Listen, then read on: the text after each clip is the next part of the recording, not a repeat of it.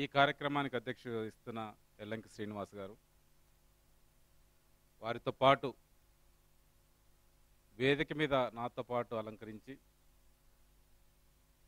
నా సహోద్యోగి సత్తయ్య గారు, జాయింట్ కలెక్టర్ గారు, అలాగే మన social welfare district social welfare development officer and also BC development officer Devadas గారు, district tribal welfare officer Gangadhar గారు, మన south campus principal associate professor doctor Lalitha గారు, ప్రధానంగా నేను ఎప్పుడు అడిగినా కానీ మీరు అడగండి సార్, మాకు డేట్ చెప్పొద్దు, మీరు ఏ డేట్ చెప్తే ఆ డేట్ అని చెప్పే సహృదయులు, నా ఆప్త మిత్రులు, చాలా కాలం కలిసి ప్రయాణిస్తూ ఇలాంటి కార్యక్రమాలు దేశవ్యాప్తంగా చేపడుతూ మనకు జమ్మూ కాశ్మీర్కి ఇచ్చిన స్పెషల్ స్టేటస్ ఇస్తూ ఏదంటే అది ముందుండే గౌరవనీయులు గంపా నాగేశ్వరరావు గారు, అలాగే ఇంకా వేదిక నరికించిన బైరాయ్ గారు, మా కాలనీ వాసి, అలాగే నా మిత్రుడు సహోదరుడు లాల్ గారు, ఉదయ్ గారు, ఈరోజు మార్నింగ్ సెషన్స్కి వచ్చిన ప్రొఫెసర్ విశ్వనాథం గారు అండ్ వినోద్ కుమార్ గారు, ముఖ్యంగా ఇతర వచ్చిన వేణుగోపాల్ గారు, ఇతర రిసోర్స్ పర్సన్స్, విద్యార్థులతో పాటు ఈరోజు టీచర్స్ కూడా వచ్చారు. ఎందుకంటే ఈ కార్యక్రమాలు అన్ని దగ్గర మేము చేయలేం. అందుకే మా డిఈఓ మదన్ మోహన్ని మన జిల్లాలో ఉన్న 22 మండలాలలో ద బెస్ట్ స్పీకర్గా ఉన్న టీచర్స్, సోషల్ కమిట్మెంట్ ఉన్న టీచర్స్ని ముగ్గురు సెలెక్ట్ చేయమన్నాను. దాదాపు 66 మంది టీచర్స్ వచ్చారు. అధ్యాపకులు కూడా వచ్చారు. వారితో పాటు విద్యార్థులకు అందరికి అవసరమే, కానీ ఎవరికి అవసరం అనేది ఒకటి ఉంది. అంటే ఇమ్మీడియట్ నీడ్ ఉంది. ఇప్పుడు మాస్టర్ డిగ్రీలో ఉండి కంప్లీట్ చేస్తున్న ఫైనల్ ఇయర్ స్టూడెంట్స్, అలాగే degree final year students, intermediate final year students. ఎందుకంటే మనం ఒకసారి చెప్తే అందరు ఇక్కడికి రావడానికి ఆస్కారం, అంతమంది మనం చేయలేం. నెక్స్ట్ ఇయర్ కూడా చేస్తాం కనుక, తర్వాత ఇయర్ చేస్తాం కనుక ఈ final year students master degree, graduation and intermediate విద్యార్థులందరికీ కూడా ప్రత్యేక నమస్కారాలు తెలుపుతూ, అలాగే పత్రికా మిత్రులకు నమస్కారాలు తెలుపుతూ, ఈ కార్యక్రమం ఇందాక బైరేగా చాలా విషయాలు చెప్పారు. అంటే ఇది నా జర్నీలో దాదాపు 15 సంవత్సరాల నుంచి చేస్తున్న కార్యక్రమాలు. దానికి స్ఫూర్తి ప్రదాతలు డాక్టర్ పట్టాభిరామ్ గారు, గంపా నాగేశ్వరరావు గారు. ఎప్పుడు కూడా డిఫరెంట్ ప్రోగ్రామ్స్ స్టార్ట్ చేసినప్పుడు నేను ఇదివరకు హైదరాబాద్ కార్పొరేషన్లో పనిచేసేవాడిని. వారు హైదరాబాద్లో ఇంపాక్ట్ ఫస్ట్ స్టార్ట్ చేసినప్పుడు అన్ని డిస్ట్రిక్ట్స్ నుంచి తీసుకొచ్చేవాళ్ళు. మనకు హరిహర కళాభవన్ ఇవ్వాల్సి వచ్చేది. నాకు ఇదివరకు పరిచయం కనుక చాలా కార్యక్రమం చేస్తుంటే కనుక దానికోసం నన్ను కాంటాక్ట్ చేసేవాళ్ళు. అట్లా నాకు ఎక్స్పోజర్ అయ్యి ఈ కార్యక్రమం ఎప్పుడు చేయాలని అనుకున్నాం. తదుపరి నేను చదివిన ఏదైతే చిక్కడపల్లి సెంట్రల్ లైబ్రరీ ఉందో నేను చదువుకున్నాడు. నేను అప్పుడే సెంట్రల్ జోనల్ కమిషనర్ ఉన్నా. అది కూడా నా ఏరియాలో వస్తుంది. ఒకరోజు పేపర్లో పిల్లలు చాలా ఇబ్బంది పడుతున్నారంటే నేను సోమేష్ కుమార్ గారు అక్కడికి వెళ్ళాం. చాలా ఇబ్బందుల్లో ఉన్నారు. సరే, వాటికి శాంక్షన్ చేశాం. అక్కడ లైబ్రరీలో లోన ఒక 400 మంది పడితే బయట 600 మంది ఇంటి దగ్గర నుంచి చైర్ తీసుకొచ్చి ఓన్లీ ఆ స్థానంలో కూర్చొని చదువుకోవాలని చెప్పి పొద్దున్న నుంచి సాయంత్రం దాకా చదివి ఆ చైర్ని కట్టి లాక్ వేసి ఇంటికి పోతారు. మళ్ళీ పొద్దున వచ్చి ఆ చైర్ బయట కూర్చుంటారు. పాపం లోన ప్లేస్ ఉండదు. చాలా బాధపడ్డాం. 5 రూపీస్ ఫుడ్ పెట్టినాం. సబ్సిక్వెంట్గా అక్కడ కార్యక్రమం స్టార్ట్ చేసినాం. గంపా నాగేశ్వరరావు గారిని కూడా పిలిచాను. అక్కడ ఇలాంటి ప్లేసెస్ లేవు లైబ్రరీ దాంట్లో.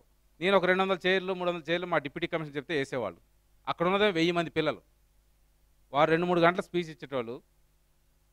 300 మంది కూర్చుంటే 600 మంది నిలబడి 3 గంటలు 3.5 గంటలు అట్లా అయినటోళ్ళు. వాళ్ళంతా కూడా మాస్టర్ డిగ్రీ అయిపోయిన పిల్లలు, యూనివర్సిటీలో చదువుతున్న పిల్లలు నాలాంటి వాళ్ళు ఇదివరకు.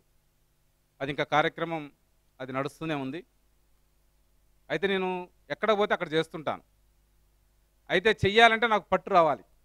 కానీ నేను ఇక్కడికి వచ్చి 2.5 నెలలు అవుతుంది. కాకపోతే నేను మీకు అన్ననవ్వచ్చు, లేకపోతే పూర్వ విద్యార్థిని సీనియర్ని అవ్వచ్చు. ఎందుకంటే ఇక్కడే చదువుకున్నా కనుక నేను ప్రాబబ్లీ నాకున్న అది స్ట్రెంగ్త్ ఏమో నాకు తెలియదు.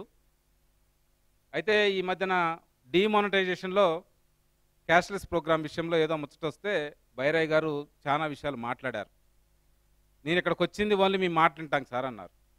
అరే అంత గొప్పతనం నాలో ఉందా అనుకున్నాక ఆ పాయింట్ని లీడ్ తీసుకుంటూ నా మాటల కంటే ఇంపాక్ట్లో ఉన్న 18 మంది చాలా చక్కగా మాట్లాడుతారు. అది చాలా మందికి అవసరం. ఇక్కడ కూడా నేను పెట్టాలి. నల్గొండలో నేను పెట్టినా ఇక్కడ పెడదామని అనుకుంటున్నా అంటే ఎమ్మటే మైక్ తీసుకొని మీరు ఏది చేస్తారో ఇలాంటి కార్యక్రమంలో మీరు ఏమాత్రం ఆలోచించకుండా మీరు స్టార్ట్ చేయండి సార్, మీ వెంట మేము ఉన్నామని చెప్పారు. వారితో పాటు గౌరీశంకర్ గారు కూడా మీరు ఇలాంటి వాటిని వెనకపోకండి సార్, లాల్ కూడా నాకు మిత్రుడైనా కానీ ఫోన్ చేసి ఇంత చక్కటి కార్యక్రమం చేస్తున్నప్పుడు మీరు ఏమాత్రం వెనక్కపోవద్దు అని చేయండి అన్నారు. ఎందుకంటే నల్గొండలో నేను చేయడానికి నాకు 1 year 2 months పట్టింది. కారణం ఏంటంటే అందరితో పరిచయం అయితే తప్ప నేను అడగలేను. కాబట్టి అక్కడ చేసినప్పుడు కూడా ఇట్లా ఇందాక మా జేసీ సత్య గారు చెప్పినట్లు అక్కడ ఛాంబర్ ఆఫ్ కామర్స్ ముందుకు రాకపోతే సుధాకర్ పైప్స్ నాకు తెలుసు కనుక చాలా కాలంగా ఆయనకు చెప్తే ఆయన డొనేట్ చేసినాక తక్కన ఎన్ఆర్ఐలు వాళ్ళు చేశారు. మేము కూడా అక్కడ ఇన్వాల్వ్ కాలే. ఆ కార్యక్రమం చేసి ఇక్కడ నేను కూడా 1 year తర్వాత చేద్దాం అనుకున్నా.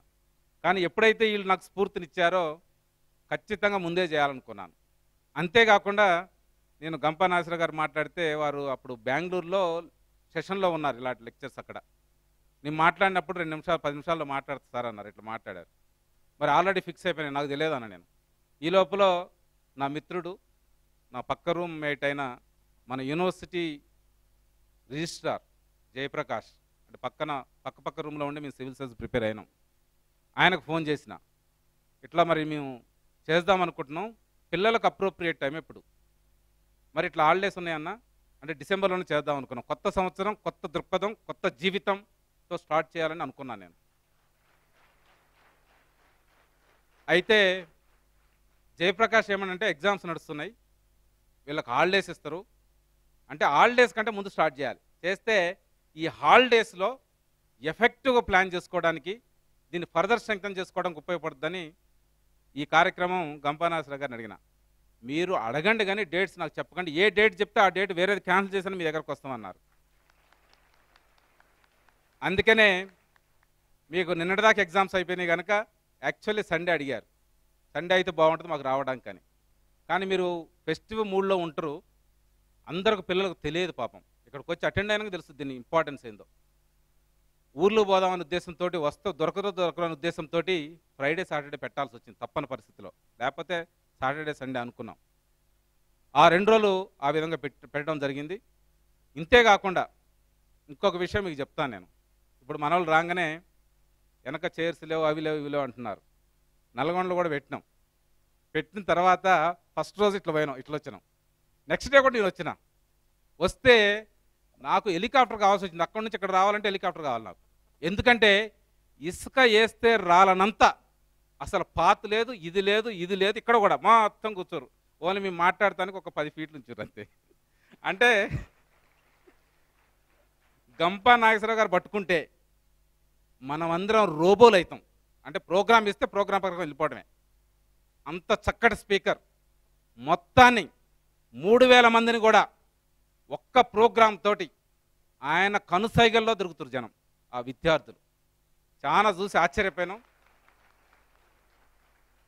ఇందాక చెప్పాను నేను, చిక్కడపల్లి లైబ్రరీ కానీ నల్గొండ కార్యక్రమం కానీ ఆ విధంగా పిల్లలు వచ్చి ఫస్ట్ డే నాడు, సెకండ్ డే నాడు రాత్రి 10 వరకు ఆయన 7 అని పెట్టిర్రు, నెక్స్ట్ డే నాడు 8:30కి వచ్చి కూర్చోరు.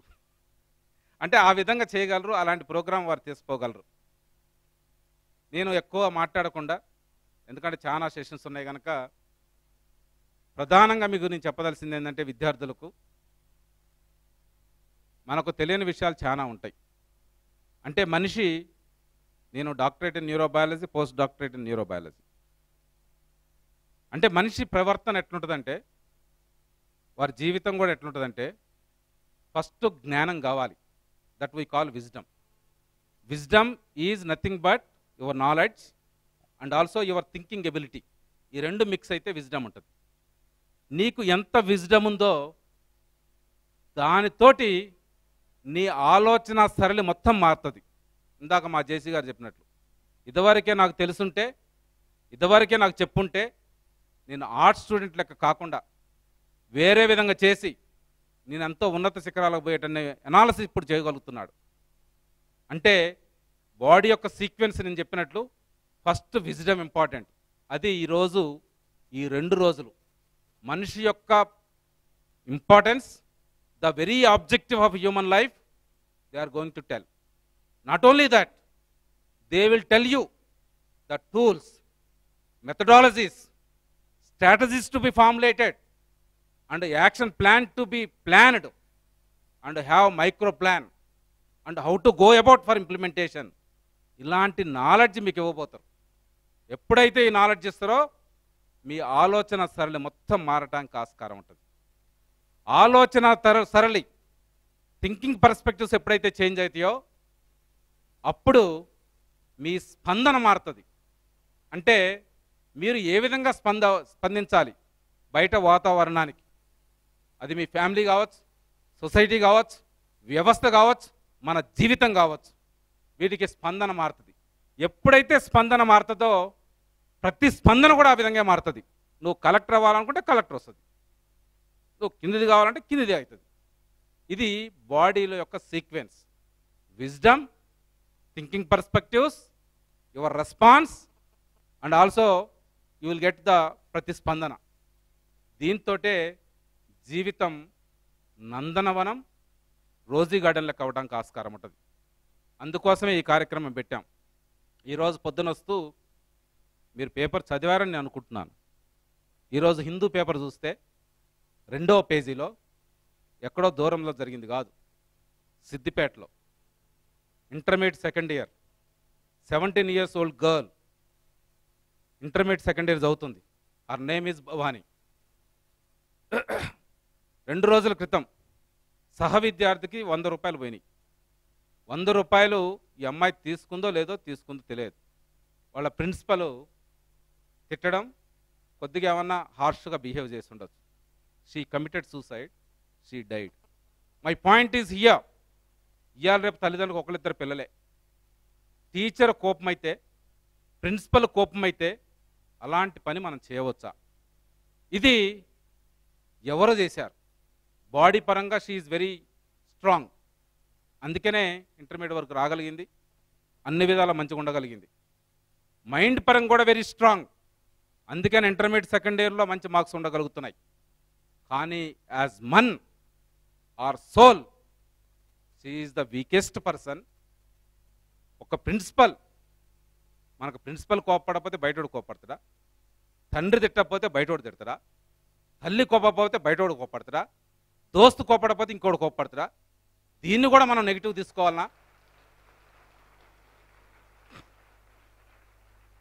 దీన్ని కూడా నెగిటివ్ తీసుకొని ఆమె చేసిన పని, ఆమె పుట్టినప్పుడు లక్ష్మి పుట్టిందని తల్లిదండ్రులు పండగ చేసుకొని ఉండొచ్చు.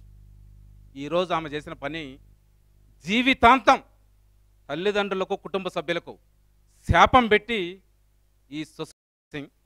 బట్ ఇది సాధ్యమైద్దా అనుకొని ఆ మిత్తును కూడా బ్రేక్ డౌన్ చేయగలిగాను.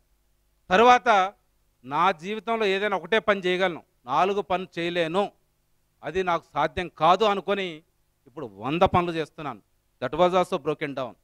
అంటే నా పాయింట్ ఏంటంటే, ఇవన్నీ నేను గిరిగీసుకొని, నేను లక్ష్మణ రేఖ గీసుకున్న విషయాలు. బట్ నాకు ఫ్రెండ్స్ కానీ, టీచర్స్ కానీ, బయట విషయాలు కానీ జ్ఞానంతో ఇవన్నీ బ్రేక్ చేసుకుంటూ బయటికి రాగలిగాను. ఇవన్నీ కూడా సాధ్యం.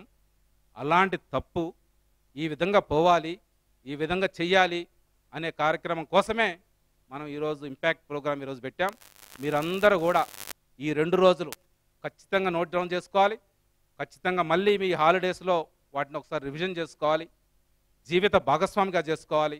అంతేకాదు నీ జూనియర్స్ అందరికి కూడా ఎక్కడ అవకాశం వస్తే అక్కడ చెప్పాలి.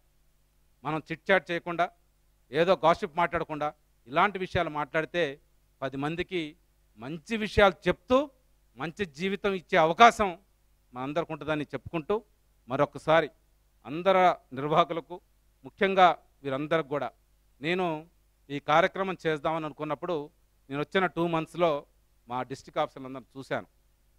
చాలా కమిట్మెంట్తో ఉన్న ఆఫీసర్ని ఆ రోజు మీటింగ్ పెట్టి గౌరీశంకర్ గారిని పిలిచి మీటింగ్ పెట్టి నల్గొండలో చాలా కష్టపడ్డా, నేను ఇబ్బంది పడ్డా చేయడం కోసం. ఆ ఫస్ట్ రోజు మాత్రం ఒక మా Devadas committed and also Gangadhar committed కనుక వాళ్ళిద్దరికి చెప్పిన, మళ్ళీ ఈరోజు నేను టచ్ చేసిన మా జేసీ గారికి చెప్తే వారు ముగ్గురు కలిసి త్రిమూర్తిలో చేశారు. వారు ముగ్గురుకు నీ చేతులెత్తి మొక్కుతున్నా. ఇంత కమిట్మెంట్ తోటి ఏమాత్రం నా ఇన్వాల్వ్మెంట్ లేకుండా ఆ రోజు నుంచి వారు, తర్వాత గౌరీశంకర్ గారు, బైరయ్య గారు, లాల్ గారు, ఎల్లంకి శ్రీనివాస్ గారు, నాకు ఇదివరకు మీటింగ్లో వాళ్ళు చెప్పారు, ఉదయ్ గారు, వీళ్ళందరూ దగ్గరుండి నాకు తక్కువ ఇన్వాల్వ్మెంట్ తోటి ఈ కార్యక్రమం చేస్తున్నారు. వారన్నీ చాలా విషయాలు చెప్పారు, కానీ ఓన్లీ నేను ఐడియా ఇచ్చిన, చేసినంత వాళ్ళే. వారికే నేను ప్రతి పేరున నమస్కారాలు, ధన్యవాదాలు తెలుపుతూ సెలవు తీసుకున్నాను. Thank you very much.